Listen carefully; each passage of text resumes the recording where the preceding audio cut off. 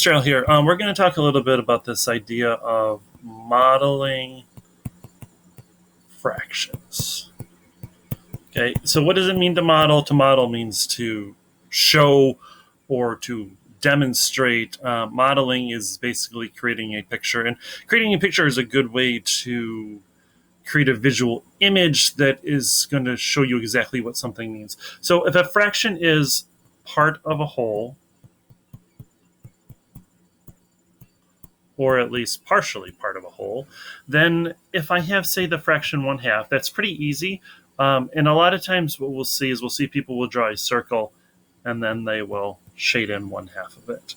I would suggest getting used to doing things in a bar method. When we get into adding and subtracting and multiplying, dividing fractions, the bars are going to make it a little bit easier. Plus, if I have to say compare 1/2 and 3/4, if I have a circle and then I draw another circle to do my 3/4,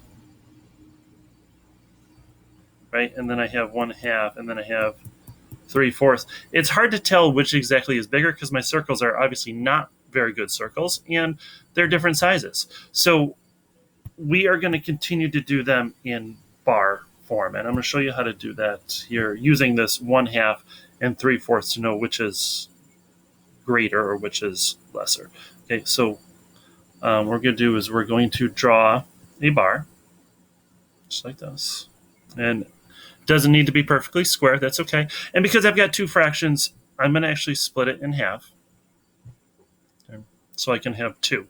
Okay, this is going to be my A and this will be my B. So this will be my A and this will be my B. So 1/2 I'm going to do at the top. So I'm going to find right about in the middle. Is that exactly in the middle? No, because I didn't measure it, but whatever, it's close enough, right? And then 1/2.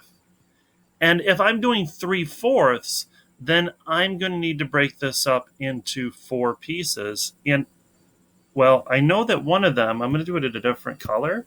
I know that one of them is going to be there. There. So I did half and then each of those into half. So I create roughly 4 equal pieces and then I shade in 3 of them. Well, which is greater? 3/4. So my alligator is going to want to eat the 3/4. Okay? And this bar method is just a much easier way to demonstrate size and proportions and that sort of thing. So I would recommend going and using those bars over the circles, even though, like I said, sometimes you will still see people using circles. So we're going to do a couple others just to show you an example. So we're going to do 3/5. We're going to do 2/3. We're going to do 7/8. And we'll do 1/8 as well. Sure, why not? So 3/5. I'm going to draw my. And if I need to break it into fifths, then I look at my denominator, and that's fifth. So it's going to be 5 minus 1 is how many lines I need to draw. So I drew 4 lines. So now I have 1, 2, 3, 4, 5 pieces. I'm going to shade in 3 of them. 1, 2, 3. I've now modeled 3/5. Okay. Over here, 2/3. And I'm going to go the other way because you can go either vertically or horizontally. Vertically means up and down. Horizontally means left and right, right? So 2/3, again, if my denominator is 3, then I need to draw 2 lines in here. 1, 2, and shade in 2 of them. 1, 2. So I have 1/3 left over.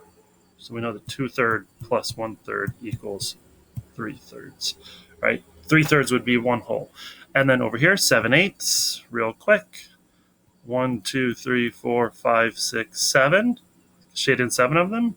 1, 2, 3, 4, 5, 6, 7. And then still, 1 less. 1, 2, 3, 4, 5, 6, 7. And shade in 1 of them. Okay, if you have any questions, guys, please let me know.